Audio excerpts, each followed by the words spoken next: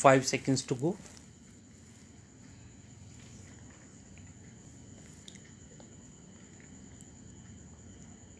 Start. Mr. Vice Chairman, knowing the honorable mover of this resolution to be a good parliamentarian, I had expected that he would place before the House all sides of this problem. I had expected that he would be no less interested in the efficiency and discipline of the administration, no less interested in the public welfare than in the interest of the civil services.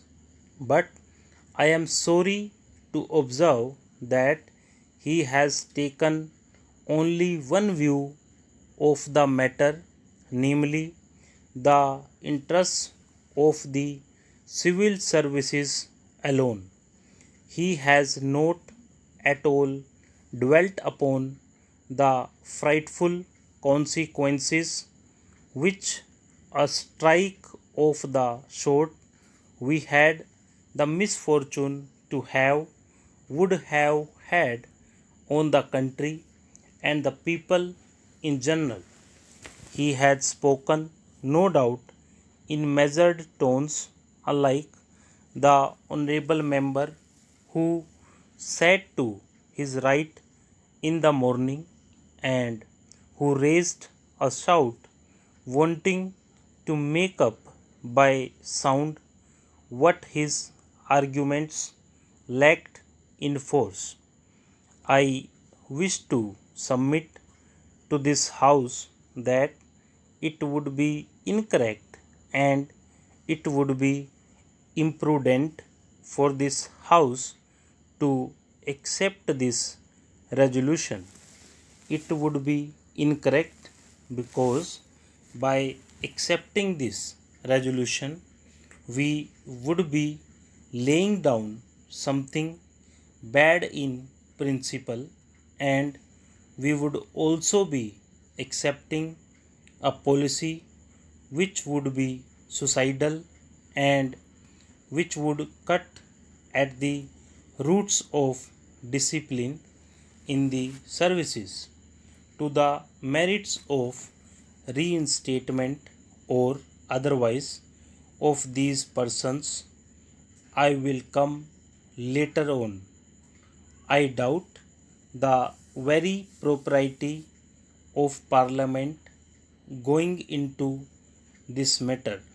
Now let us see what has happened.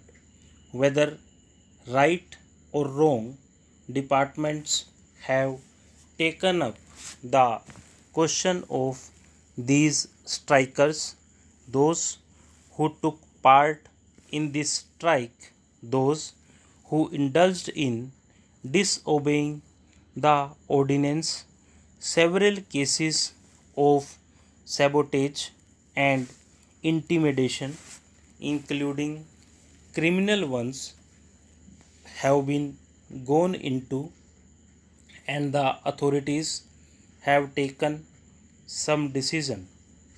In some cases, the government have taken the decision, and in some cases, the departments have taken the decision.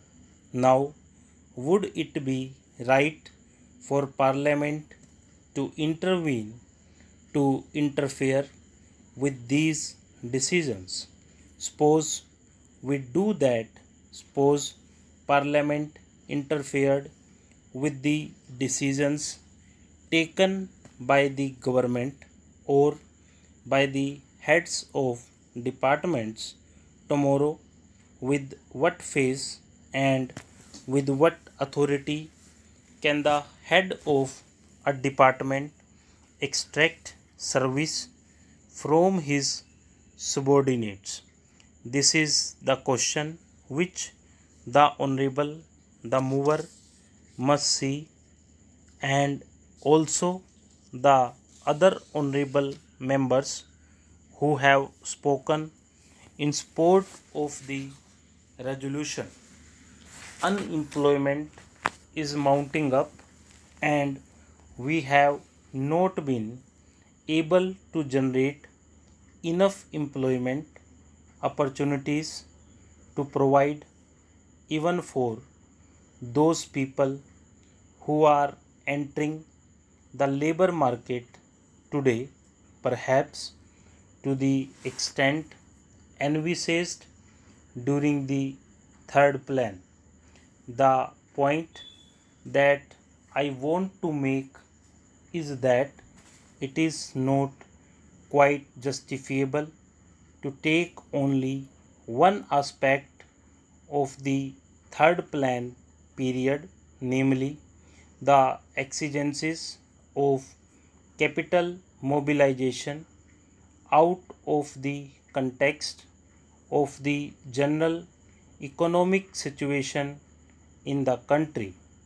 When we are therefore making this huge tax effort, we will have to apply our mind with equal seriousness, if not more, to see that the income generation in the community is as great as is envisaged, so that the savings and investments could be effected without disturbing unnecessarily the consumption pattern in the community.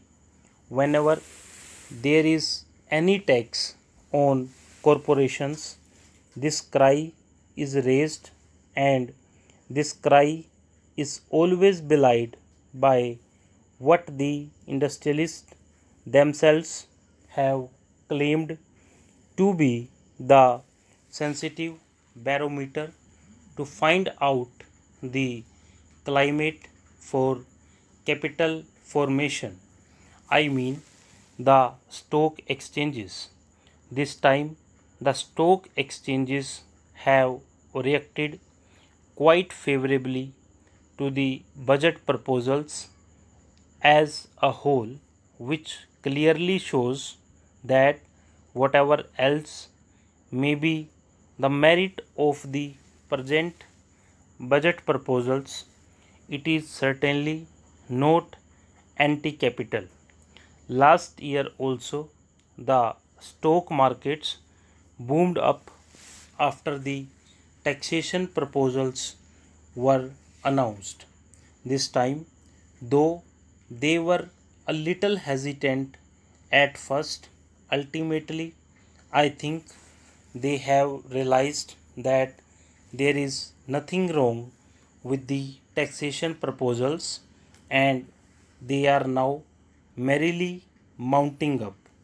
This is quite natural because there are so many benefits and advantages in our economy today that it is not difficult for the corporate sector to absorb a small rise of 5% in the corporation tax, which has been proposed by the Honorable Finance Minister. The economy of the nation today is more or less a closed economy because, due to the lack of external finances, imports have been virtually prohibited.